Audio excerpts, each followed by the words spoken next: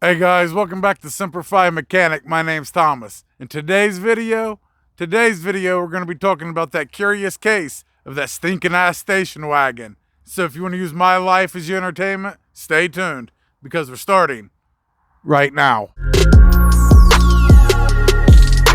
Hey guys, what's going on today? Me, you know me, hitting my chest, being manly, got air in my lungs, so not too bad of a day. I'm feeling pretty good.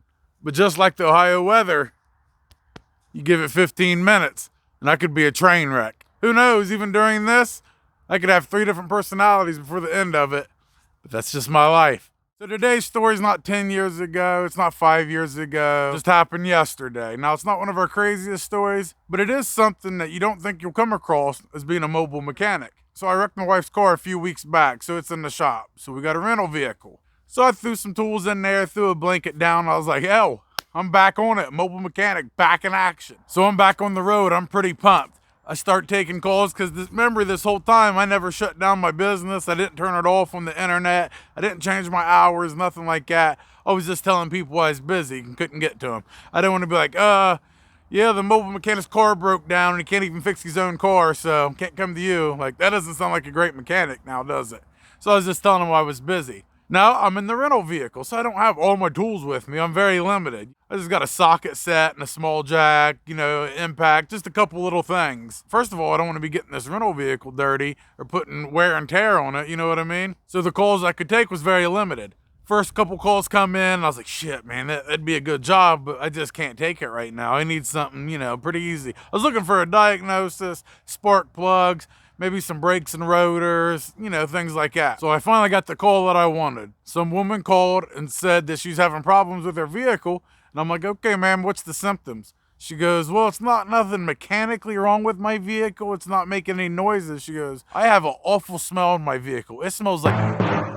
I need you to come out and diagnose it and tell me what it is, because my husband said that it could be something to do maybe with my heater, can make it smell bad, and he said I needed a mechanic to diagnose it. And I was like, this is perfect. Yes, ma'am, I'll be out there. When I arrive, I need $60 and I need the keys. She's like, please just come out here and find out what this smell is. She goes, my daughter and her friends won't even get in the car to go to school. That's how bad it smells. I was like, so I'm on my way, don't worry. I mean, I'm pumped, dude. I'm like, I'm back. Gotta think I haven't had a mobile mechanic job in 2 or 3 weeks, man. I'm just been a bum. Stay-at-home dad. Like, I'm tired of running around taking the kids to auditions and, just being the stay-at-home dad. I like to show up to the events while they're already there, come in a little bit late. The wife done got them dressed and dragged them in. Now, I could have made it on time, but I was sitting out in the parking lot just waiting because I didn't want to do anything. That's what dads do. We'll get there, and we've been there for 20 minutes. But we're waiting for you, the mamas, to get the kids and take them in there and get settled. Then we come running in. Oh, we barely made it. Thank God I'm here to watch my daughter. That was a close one. Knowing your ass was outside eating a peanut butter jelly sandwich for the last half hour. I was smoking, drinking a Monster, listening to the radio. You know what I mean?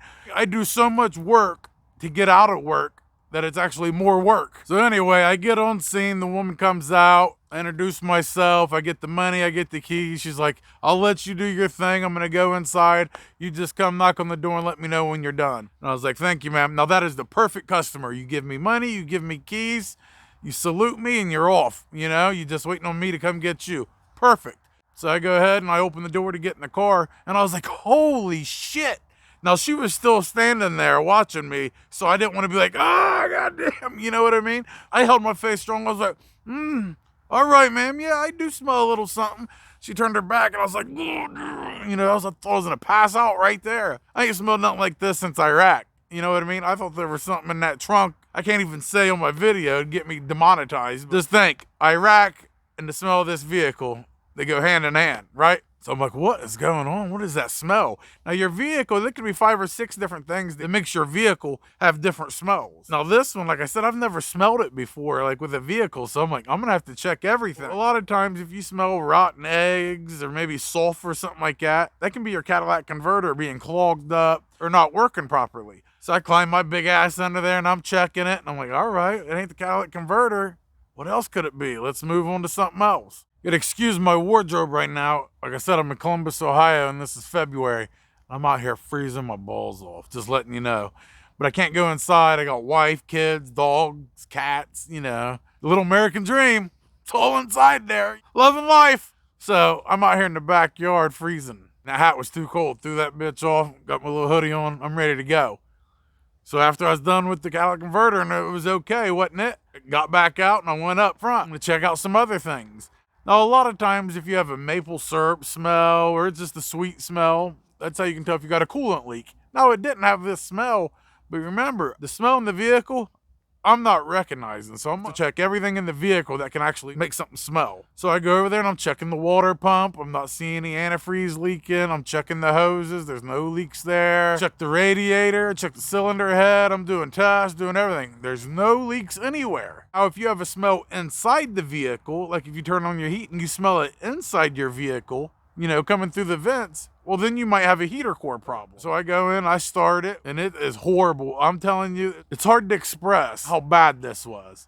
But it was not a coolant smell. Like, I got in there and started it. I just checked, okay, we're good on that. I couldn't even get in there to diagnose it. I was just like, it's not it, that's for sure. Move on to something else. The 2 things down, I went in the catalytic converter, and there wasn't a coolant or antifreeze leak, so it's not one of them two. So I'm like, all right, I'm gonna check for some burnt oil smell, anything up here in the front part of the engine. Is the smell coming from here? It was so bad, I didn't know where it was originating from. I just knew it smelled like shit everywhere, and I had to find this problem, you know?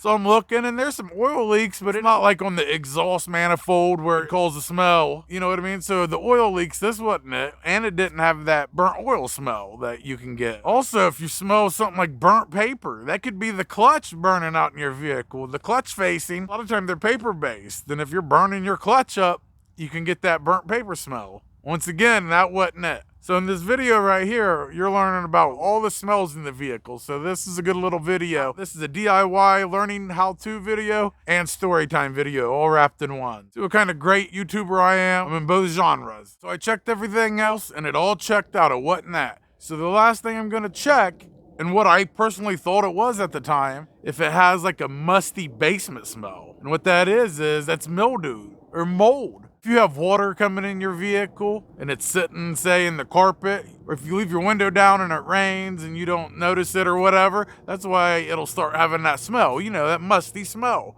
And that's what I thought maybe what this was, just an extreme case of it. Sunroof in the vehicle, a lot of times that sunroof will leak, but this one did not. Checking the doors, it wasn't leaking in there. If that mildew or that moldy smell's coming through the vents, that's the #1 key that it's your AC evaporator. If you got mildew or moldy coming through the vents, it's your AC evaporator, like hands down.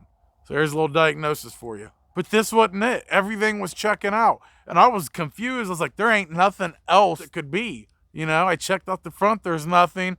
Checked underneath the vehicle, it's nothing. The only place I didn't look was actually inside the vehicle. So here I am just looking around. I looked under the front. There wasn't something in particular that I was looking for, but I was looking for that smell because everything else, vehicle-wise, mechanical-wise, it wasn't it. And then I found it.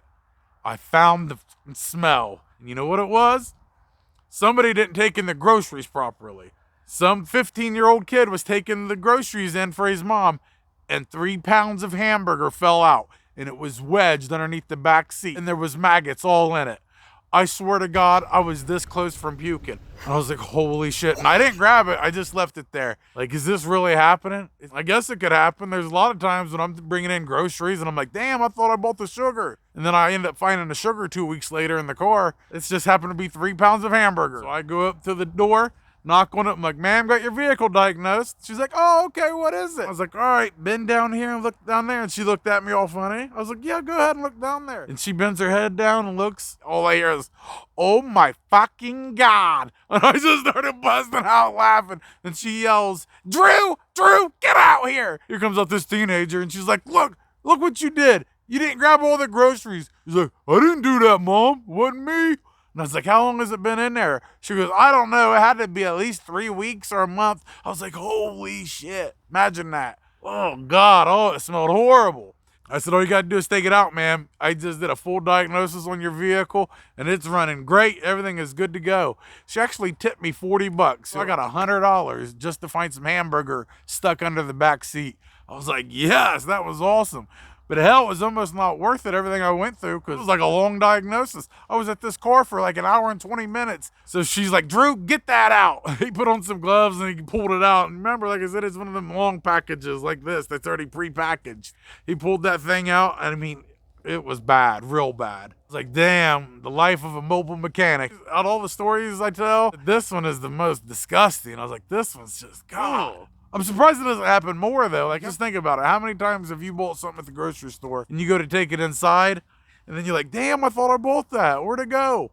And then find it later. I mean, it happens to everyone. But usually it's not 3 weeks later, and it's usually not hamburger. Old boy was mad. Damn, I didn't get hamburger helper 3 weeks ago. There it went.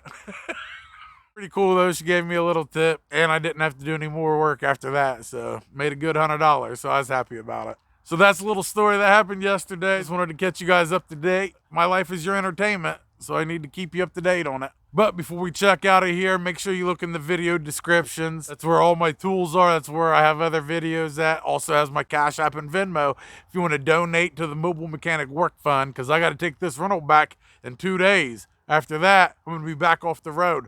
So I'm still waiting on my rich YouTube subscriber. I know you're out there, and send a couple thousand over to that Cash App. Take care of your boy. But if not, I still love all of you. And like I always say, Semper Fi till next time.